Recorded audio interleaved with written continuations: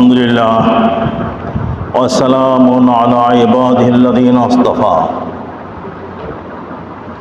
أما بعد فأعوذ بالله من الشيطان الرجيم بسم الله الرحمن الرحيم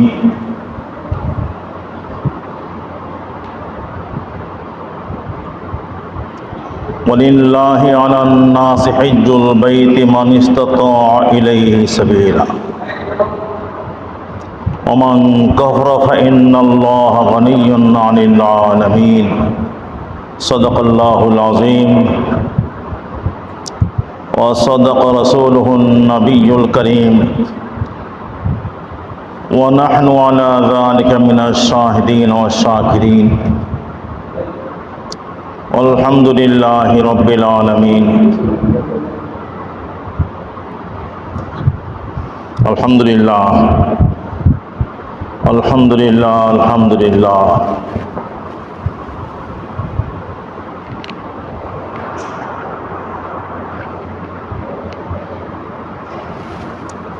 অত্যন্ত গুরুত্বপূর্ণ একটা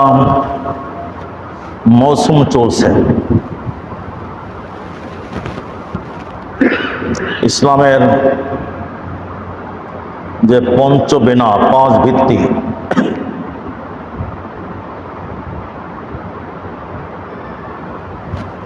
ঈমান, নামাজ, যাকাত, সওম মানে রোজা, রমজানের রোজা এবং হজ, ইসলামের এই পাঁচটি ভিত্তি। বুনিয়াল ইসলাম আলা খামস।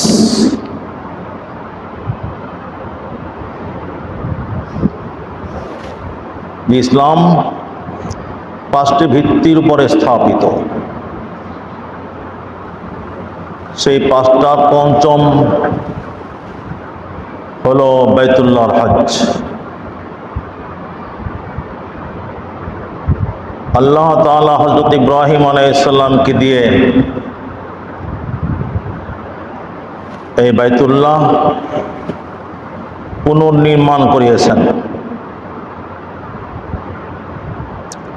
নির্মাণ কার্য শেষ হলে আল্লাহ তাআলা হুকুম করেন, ওয়াযিন ফিন-নাস বিল হজ্জ, মানুষের মধ্যে ঘোষণা করে দাও হজ্জের। ইয়াতুকা রিজালা ওয়া আলা কুল্লি দামিরি ইয়াতিনা মিন কুল্লি ফাজ্জিন আমিক। তোমার ডাকে সাড়া দিয়ে আল্লাহর বান্দাগণ কেউ পায়ে হেঁটে আসবে, কেউ বাহনে চড়ে আসবে, দূর দূরান্তের পথ অতিক্রম করে আসবে। আর এই দূর দূরান্তের পথ অতিক্রম করার কারণে তাদের বাহনগুলি দুর্বল, ক্লান্ত হয়ে পড়বে, তাও তারা আসবে।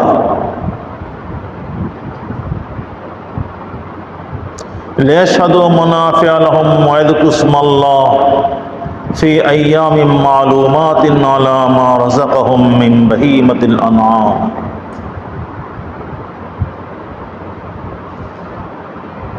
যে তাদের উপকারের স্থানগুলি দর্শন করবে, আল্লাহ তাআলার নিদর্শন এর জায়গাগুলি দেখবে, আর লব্বাইক লব্বাইক ধ্বনি দিয়ে আল্লাহ তাআলাকে স্মরণ করবে। আল্লাহ আমি হাজির, আমি হাজির, আল্লাহ আমার মালিক, আমি হাজির।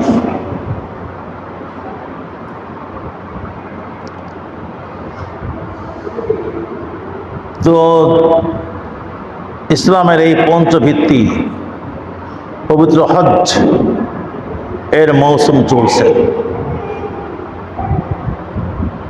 আল্লাহ তাআলার বান্দাগণ তার ডাকে সাড়া দিয়ে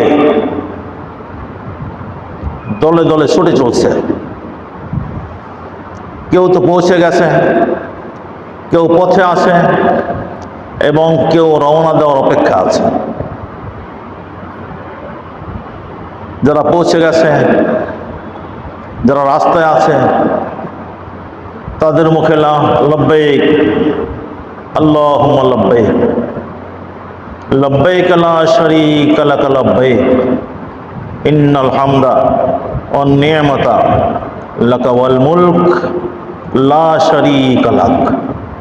লক্ষ লক্ষ কণ্ঠে একই ধ্বনি, আমি হাজির, ও আমার আল্লাহ আমি হাজির, আমি হাজির, আমি হাজির, তোমার কোনো শরীক নাই, আমি হাজির,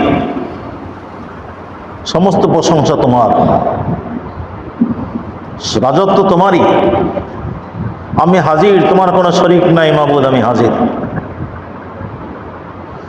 এ তো এমন এক দৃশ্য যা কেবল আত্মা দিয়ে উপলব্ধি করা যায়, ভাষায় ব্যক্ত করা সম্ভব নয়। দুনিয়ায় এমন কোনো কবি সাহিত্যিক নেই যে এই দৃশ্যের নুরানিয়াত, এই দৃশ্যের গাম্ভীর্য, এই দৃশ্যের আকুলতা তার ভাষায় প্রকাশ করবে, এমন কোন কবি সাহিত্যিক জগতে আসে নাই। এটা উপলব্ধি করার জন্যে দরকার হলো কেবলই স্বচ্ছ পবিত্র আলোকিত আত্মা, এবং যার অন্তঃকরণ যতটা আলোকিত সে ততটাই গভীরভাবে এই দৃশ্য উপলব্ধি করতে পারবে। আর যার দিল অন্ধকার, যত বেশি অন্ধকার ততই কম বুঝতে পারবে। আমরা তো সেই অন্ধকার মনের দলের লোক, বিশেষত আমি। আমার পক্ষে ওই নুরানিয়াতের কি বর্ণনা দেওয়া সম্ভব? বাকি এটা যে এক মহামৌসুম, আল্লাহর বান্দাদের, আল্লাহর আশিক ও পাগলদের এক আকুলতা প্রকাশের জায়গা এবং সময়, এটা তো আমরা সবাই বুঝতে পারি। এতটুকু কথা ভাই বলতে পারি, বুঝতে পারি।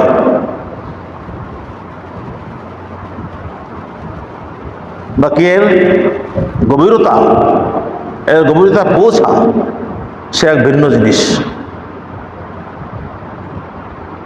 তো হজ কারো উপরে ফরজ, কারো উপরে, কারো জন্য নফল। যাদের সামর্থ্য আছে ওই জায়গায় পৌঁছার সামর্থ্য যাদের আছে, পৌঁছা এবং ফিরে আসে, তাদের উপরে ফরজ। কার সামর্থ্য আছে কার নাই এটা নিজে নিজে সবাই বুঝতে পারবে না। এই জন্য আলেমদের সঙ্গে পরামর্শ করা দরকার। নিজের যা কিছু আছে তা সব কোনো আলেমের কাছে বলবে, বিজ্ঞ আলেমের কাছে বলবে। সেই বিজ্ঞ আলেম যদি বলেন যে আপনার উপর হজ ফরজ, তাহলে আর অবহেলা করতে নেই। অবহেলা করা, গরিমসি করা উচিত নয়। কেন গরিমসি করব? যে আমার আত্মার কেন্দ্র, জগতের কেন্দ্র, জগতের প্রথম ঘর। ইন্না আউওয়ালা বাইতিন উযিআ লিন-নাস লাল্লাযী বিবাক্কা, যে মক্কার ঘর জগতের প্রথম ঘর। আমার আত্মার, মুসলিম ব্যক্তির আত্মার সম্পর্ক এই জায়গার সঙ্গে। প্রতিদিন 5 বেলা যেই দিকে মুখ করে, যে আমি কাবার দিকে মুখ করে, মুতাওয়াজ্জিহান ইলা জিহতিল কাবা, যে কাবার দিকে মুখ করে 5 বার নামাজ পড়ে। আর যারা নফল করে তারা তো আরো কতবার। এক মুমিন বান্দা দৈনন্দিন এই কাবার অভিমুখী হয়ে আল্লাহর সামনে দাঁড়ায়। তো প্রতিদিন যেই কাবার দিকে, যে কিবলার দিকে মুখ করি, যেই জায়গায় আমার নবী সাল্লাল্লাহু আলাইহি ওয়াসাল্লামের জন্ম, যেই জায়গায় আসমানি কিতাব, দুনিয়ার শ্রেষ্ঠ কিতাব কোরআন মাজিদ এর নাজিল হওয়ার সূচনা, যেই ভূমিতে রসুল করিম সাল্লাল্লাহু আলাইহি ওয়াসাল্লামের শৈশব, যৌবনকাল, নবুয়ত প্রাপ্তি, যেই মুহাজিরদের বিপুল ত্যাগের বিনিময়ে, অসাধারণ ত্যাগের বিনিময়ে আমরা ঈমান পেয়েছি, সেই মুহাজির বৃন্দ আবু বকর সিদ্দিক, ওমর ফারুক, ওসমান গনি, আলী মুর্তজা সহ শত শত মুহাজির সাহাবীর জন্মস্থান। তো ওই জায়গায় যাওয়ার তাড়না, দুই চোখে একবার ওই জায়গা দেখে নেওয়ার আবেগ কেন একজন মুমিনের অন্তরে থাকবে না? কাজেই যার উপর ফরজ তার কিছুতেই গড়িমসি করা উচিত নয়। আর সব কিছু সুবহানাল্লাহ, এত সব আর কোথায় বসে পাওয়া যাবে? সব কামাই করার জগতে বিভিন্ন জায়গা আছে এবং বিভিন্ন সময় আছে, কিন্তু ওই পবিত্র ভূমিতে যেই পরিমাণ সব অর্জন করা সম্ভব, অতটার কোথায় সম্ভব? এক রাকাত নামাজ পড়লে যেখানে 100 রাকাতের সওয়াব পাওয়া যায়, 1 লক্ষের সওয়াব পাওয়া যায়। এক রাকাত নামাজে আমরা কত কি করি? শুরুতে বলি আল্লাহু আকবার, ওইখানে যদি বলি আল্লাহু আকবার বলে যদি নামাজে দাঁড়াই, তার মানে 1 লক্ষ বার বললাম। একবার আল্লাহু আকবার বলি যেন 1 লক্ষ বার বললাম। তাসবিহ পড়ি, সূরা ফাতিহা পড়ি, সূরা মিলাই, একবার পড়ি, এটা যদি ওইখানে হয় তাহলে 1 লক্ষ বারের সমান। একটা রুকু দিই, ওইখানে দিলে 1 লক্ষ দেওয়া হলো। এক রাকাত 2 রাকাতে সর্বনিম্ন নামাজ তো 2 রাকাত, 2 রাকাতে 2টা রুকু, কিন্তু ওইখানে যদি কেউ 2 রাকাত নামাজ পড়ে তাহলে সে যেন 2 লক্ষ রুকু দিল।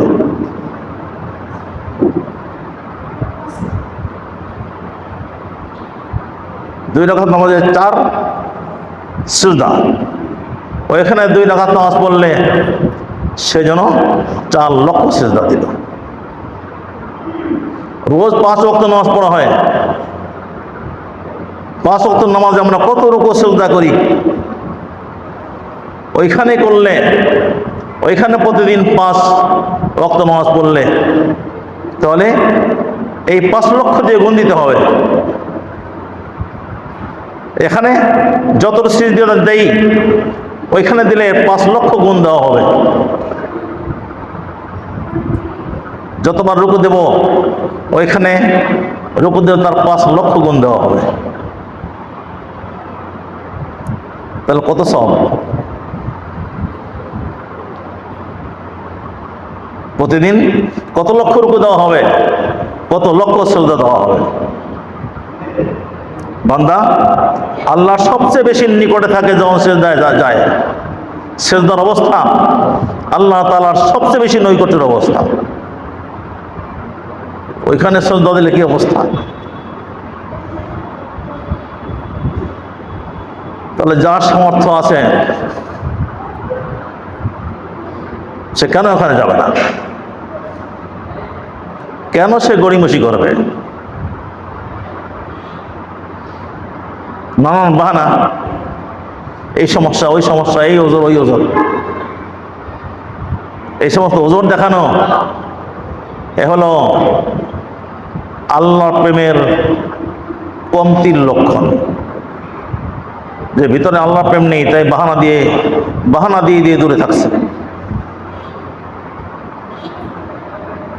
আল্লাহর প্রেম যদি থাকে বাহানাকে উপেক্ষা করবে, বাহানার আশ্রয় নেওয়া নয়, বাহানাকে পাত্তা দেবে না। আমরা খুঁজে খুঁজে বাহানা বের করি যে এখনো বয়স হয় নাই। কি আশ্চর্য কথা, আল্লাহ প্রেমিকের কাছে আর বয়স কি? আবার বলে বয়স বেশি হয়ে গেছে।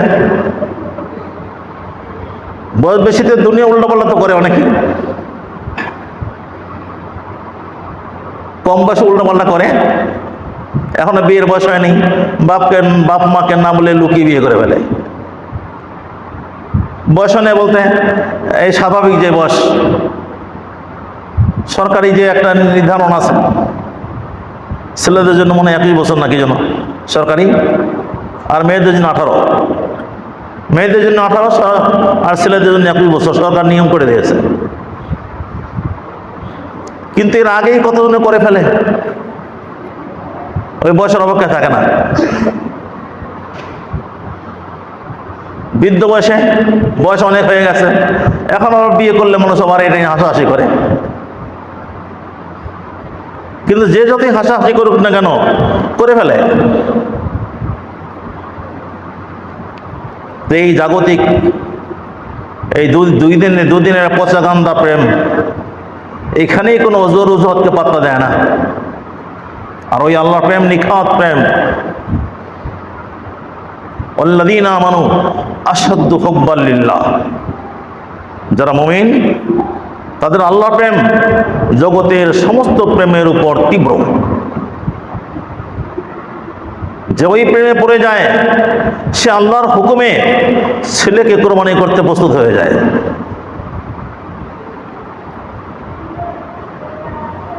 সে তার দুধের শিশু আর প্রিয়তমা স্ত্রীকে এরকম নির্বাসনের মতো দিতে প্রস্তুত হয়ে যায়।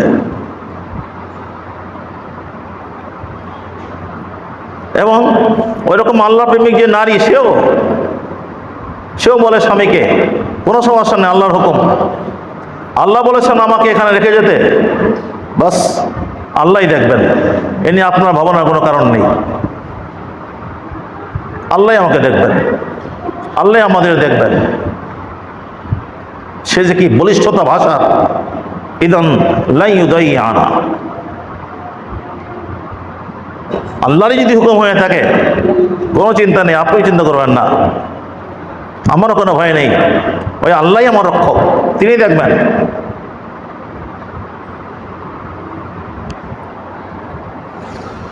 তো আল্লাহর প্রেম হলো আসল কথা। ওইটা না থাকলেই বাহানা দেখানো হয়, আর ওইটা থাকলে বাহানাকে উপেক্ষা করা হয়। এখন যদি আমরা কোনো আলেমের কাছে, বিজ্ঞ আলেমের কাছে আমার নিজের সম্পদের হিসাব দিই, আর এরপরে সে আলেম বলেন যে আপনার উপরে হজ ফরজ, তখন হবে আমার পরীক্ষা। আমি নিজেকে যাচাই করতে পারবো যে আমার অন্তরে আল্লাহ প্রেম কতটুকু আছে। আল্লাহ প্রেম যদি থাকে তাহলে আর সে গরিমসি করবে না, আর আল্লাহ প্রেম না থাকলেই তখন সে নানান বাহানা দেখাবে যে আমার কোনো বাড়ি তো নাই, ফ্ল্যাটও নেই, এখনো ফ্ল্যাট করা হয় নাই, যখন রিটায়ারে যাব তখন থাকবো কই, সেই লক্ষ্যে টাকা জমিয়েছি, 20 লক্ষ টাকা জমেছে, আরও তার টাকা লাগবে, এইটা খরচ করে ফেললে এরপরে আমি বুড়ো বয়সে কই থাকবো, এই বাহানা। আরে বুড়ো বয়স পাবে কিনা তার কি নিশ্চয়তা আছে? এখন টাকা জমেছে 20 লাখ, যদি 6 লাখ টাকা জমতো তাহলে তো হজ ফরজ হয়ে যেত।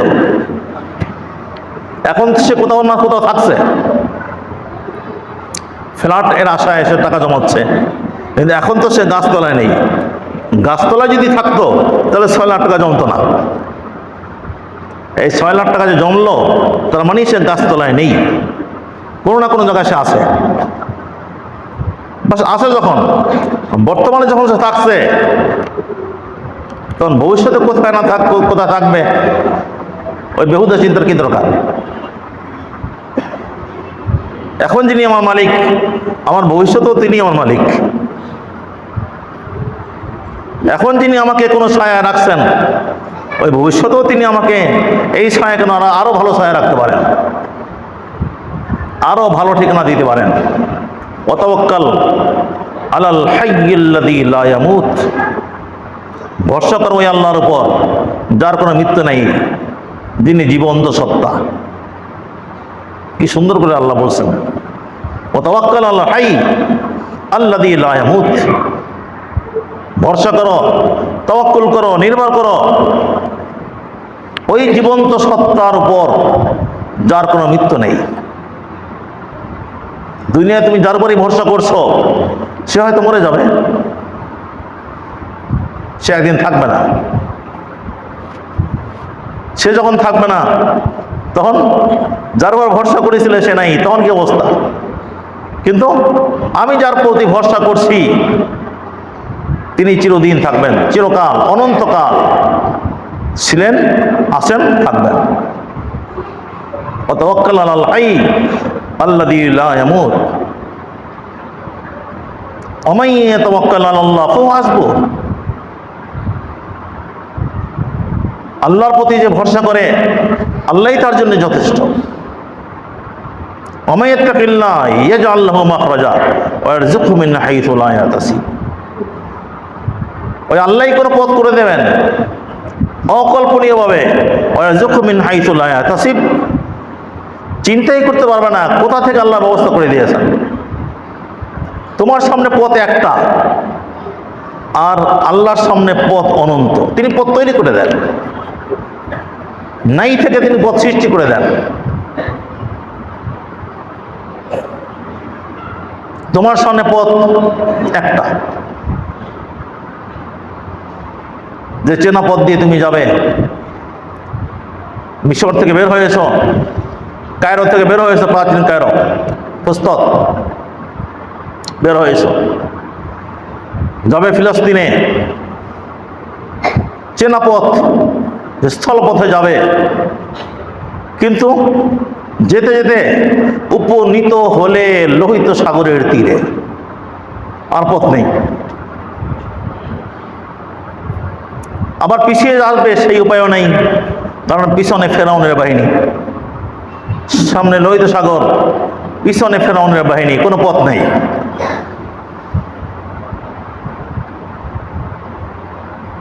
যে জলে কুমির, ডাঙ্গায় বাঘ, কোনো পথ নেই। দুর্বলরা যা বলার বলল, ইন্না লা মুদরাকুন, হে মুসা আমরা তো ধরা পড়ে গেলাম। কিন্তু যে ওই বিশ্বাসের উপর আছে, ওয়াতাওয়াক্কাল আলাল হাইয়্যিল্লাযী লা ইয়ামুত, তিনি দীপ্ত কণ্ঠে বলে উঠছেন, কাল্লা ইন্না মাইয়া রব্বি সাইয়াহদিন। কি বলছো ধরা পড়ে গেলাম? আল্লাহ আমাকে হুকুম করেছেন এই মিশর থেকে তোমাদেরকে নিয়ে ফিলিস্তিনে চলে যাওয়ার জন্য। আল্লাহর এটা হুকুম, কাজেই আল্লাহ বুঝি আমাকে পথ দেখাবেন, নিশ্চিত পথ দেখাবেন। কখনই কাল্লা, কখনই ধরা পড়ব না। ইন্না মাইয়া রব্বি সাইয়াহদিন, আমার সঙ্গে আমার আল্লাহ আছেন, আমার মালিক আছেন, তিনি পথ দেখাবেন। কিভাবে পথ দেখাবেন? সামনে সাগর, পিছনে ফেরাউনের বাহিনী, এ তো কাল কল্পনাই আসবে না, কল্পনা করা সম্ভবই নয়। কিভাবে পথ দেখাবেন? কোত্থেকে পথ হবে? আল্লাহ হুকুম করলেন, মুসা তোমার হাতের লাঠি দিয়ে এই সাগরে আঘাত করো। তোমার লাঠি দিয়ে এই লোহিত সাগরের বাড়ি মারো। বাড়ি মারলেন, সঙ্গে সঙ্গে সাগরের পানি দুই দিকে উঁচু হয়ে পাহাড়ের মতো হয়ে গেল, আর মাঝখানে শুষ্ক পথ তৈরি হয়ে গেল। এটা কে ভাবতে পেরেছিল? স্বয়ং মুসা আলাইহিস সালাম কি ভাবতে পেরেছিলেন যে এইভাবে পথ হবে? তিনি তো আল্লাহ হুকুম করেছেন, তাই তিনি হুকুমের উপরে আমল করেছেন। কিন্তু তারও অকল্পনীয় হয়ে মিন হাইসু লা ইয়াহতাসিব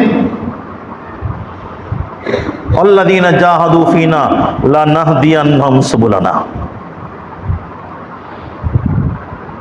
যে আল্লাহর পথে সংগ্রাম করে আল্লাহ তাআলাই তাকে অবশ্যই লানাহদিয়ানহুম সুবুলানা, আমি নিশ্চয়ই তাকে পথ দেখাবো। কাজে কি কোথায় বুড়োকালে থাকবো সেই দুশ্চিন্তায় টাকা খরচ করছি না। 6 লক্ষ টাকা জমা হয়েছে, আরও যদি এরকম জমা হতে থাকে এক পর্যায়ে আমার ফ্ল্যাটের দাম হয়ে যাবে। আরে তুমি ফ্ল্যাটে চিনতে আসো, আল্লাহ বলছেন এই সারা আসমান জমিন তোমার জন্যে, ওয়াসাখখারনা লাকুম মা ফিস সামাওয়াতি ওয়াল আরদ। এত ছোট মন, এত ক্ষুদ্র দৃষ্টি।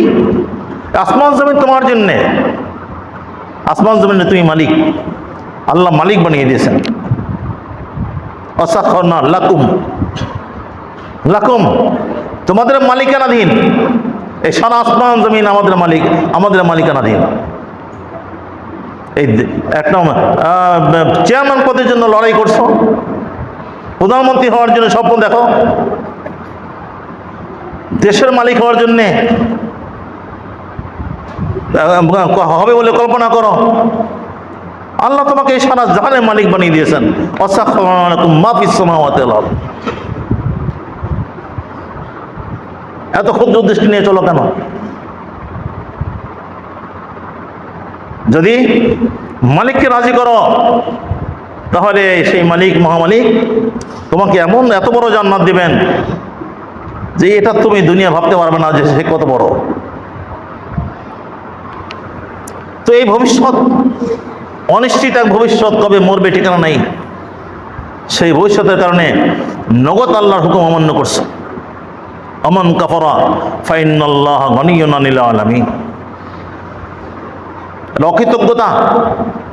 আল্লাহ তাআলা তোমাকে পবিত্র ঘরে যাওয়ার সামর্থ্য দিয়েছেন, তোমার 6 লাখ টাকা জমে গেছে, সামর্থ্য হয়ে গেছে।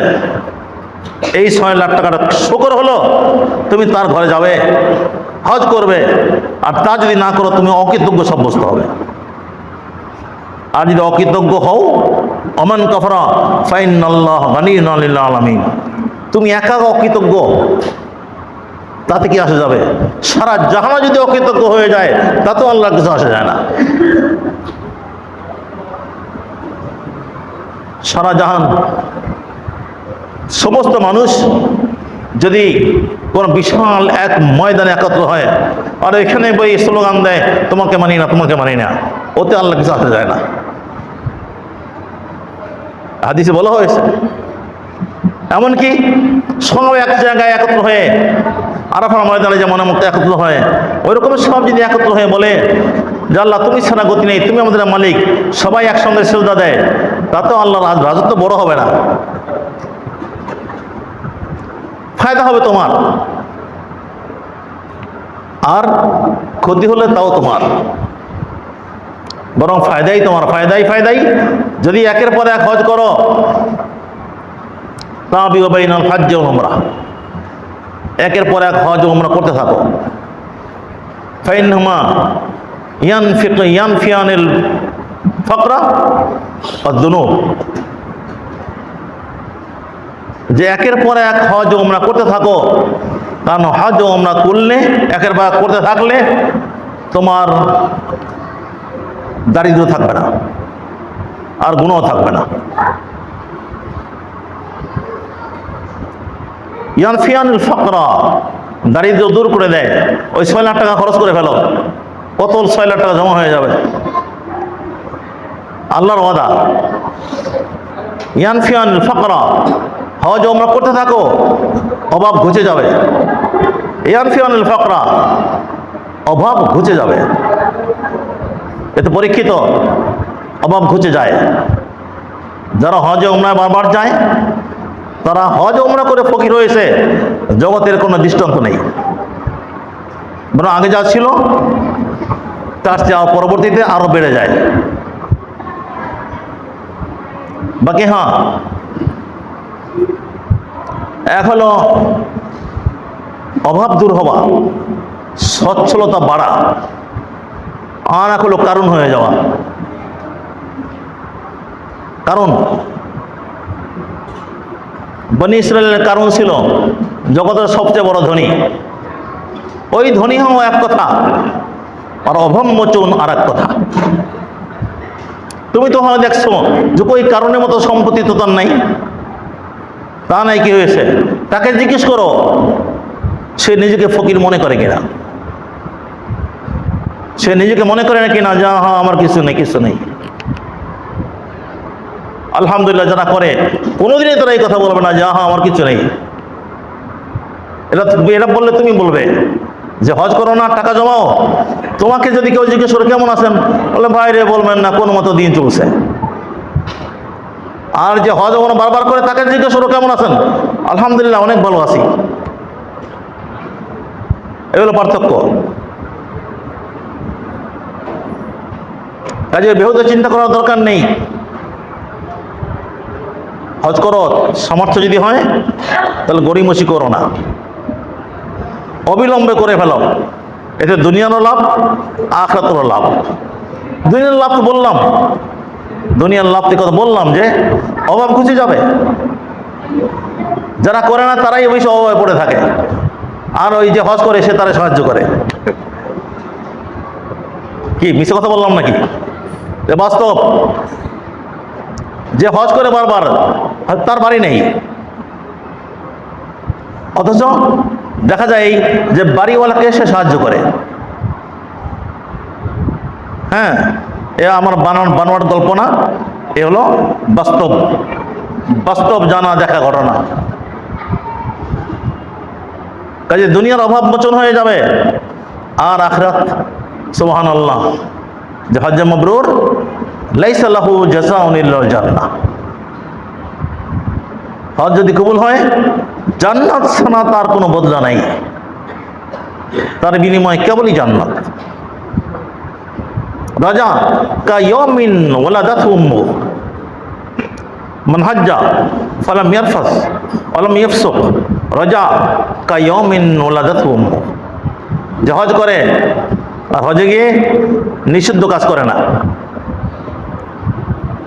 যে অন্যায় অশালীন কাজকর্ম করে না, কারোর সঙ্গে ঝগড়া ফাসাদ করে না, একদম হজের যা কিছু নিয়ম কানুন তা পুরোপুরি পালনে সচেষ্ট থাকে, সে হজের পরে সে ফিরে আসে এমন অবস্থায়, রজা ফিরে আসে এমন অবস্থায় যে কাইয়মিন ওয়ালাদাতহু উম্মুহু, তার মা তাকে যেদিন জন্ম দিয়েছে সেই দিন যেমন সে মাসুম নিষ্পাপ ছিল, ঠিক ওই রকম নিষ্পাপ হয়ে বাড়িতে ফেরে। আরাফার ময়দানে এই লক্ষ লক্ষ মানুষ জমায়েত হয়, আর প্রত্যেকে নিজ নিজ গুনার জন্য কান্নাকাটি করে। সূর্যাস্তের আগেক্ষণে আরাফার সমস্ত মানুষ তাঁবু থেকে বের হয়ে আসে, খোলা উন্মুক্ত জায়গায় দুহাত তুলে আল্লাহর কাছে কান্নাকাটি করছে সবাই, প্রত্যেকে ইয়া নাফসি ইয়া নাফসি। এক হাসরের ময়দানের দৃশ্য, প্রত্যেকে নিজেকে নিয়ে বিভোর, নিজেকে নিয়ে সে ব্যস্ত, আমার কি হবে, আমি গুনাহগার, আমি পাপী, মাবুদ আমাকে মাফ করো। প্রত্যেকের এই একই আকুলতা যে আল্লাহ আমাকে মাফ করো। এক পর্যায়ে ঘোষণা হয়ে যায় সবার জন্যে, আল্লাহ পক্ষ থেকে ঘোষণা হয়। তবে হ্যাঁ, ওই শর্ত তো আছেই যে হজ এটা মানুষকে দেখানোর জন্য হবে না, এবং হজ হবে হালাল টাকায়, সুদ ঘুষের টাকায় নয়, সরকারি টাকা মেরে দেওয়া এই টাকায় নয়, ভাই বোনের মিরাস গ্রাস করে জমানো টাকায় নয়, গরিবের সম্পদ লুণ্ঠন করে জমানো টাকায় নয়, নিজের উপার্জন হালাল টাকায়, হালাল টাকায় যে হজ করে আর নিয়ত থাকে কেবলই আল্লাহর সন্তুষ্টি, মানুষকে দেখানো নয়। আল্লাহ অমুক, যে হজ করে আসলে নামের সঙ্গে লেখা হবে আলহাজ অমুক, হাজি অমুক, ওই সমস্ত নয়, কেবলই আল্লাহর সন্তুষ্টির জন্য যে হজ করবে, হালাল টাকা হজ করবে, তার জন্য ঘোষণা হয়ে যাবে যে তোমাকে মাফ করে দেওয়া হলো, এখন নিষ্পাপ। কাইয়ামিন ওয়ালাদাতহু উম্মুহু, তোমার মা তোমাকে যেদিন জন্ম দিয়েছিল সেই দিন যেমন তোমার কোনো গুনাহ ছিল না, ওইরকম নিষ্পাপ হয়ে বাড়িতে ফেরো, তা দুনিয়া আখিরাত সব হাসিল হয়ে যাবে। হজ করলে দুনিয়াও পাওয়া যায়, আখিরাতও পাওয়া যায়। সেই হজ কেন করবো না? চার ভিত্তির একটা, আমি কেউ অর্জন করব না। 4 খুঁটি, ঘর করতে হলে 4 খুঁটি লাগে, 1 খুঁটি যদি না থাকে তাহলে ছাদ কেমনে হবে, বাঁকা হয়ে যাবে। ঘরের এক কোণ ভাঙ্গা, ওটা 5টা বলা হয়েছে তাঁবুর সঙ্গে তুলনা করে। তাঁবুতে 5টা লাগে, মাঝখানে 1 খুঁটি উঁচু, আর 4 কোণায় 4 খুঁটি। তো যদি হজ না করো আর বাকি 4টা থাকে, ঈমান থাকে, নামাজ থাকে, যাকাত থাকে, রোজা থাকে, তাহলে তাবু আর হজ না করো, তাহলে তোমার নিবাস, তোমার থাকার জায়গাটা হবে কেমন, যে 1 কোণা নেই। আর 1 কোণা যদি না থাকে তাহলে ঘরে কোনো নিরাপত্তাও থাকবে না।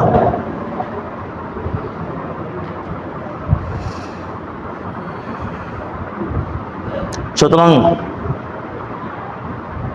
যাদের উপরে হজ ফরজ হয়েছে তারা যেন আর দেরি না করি।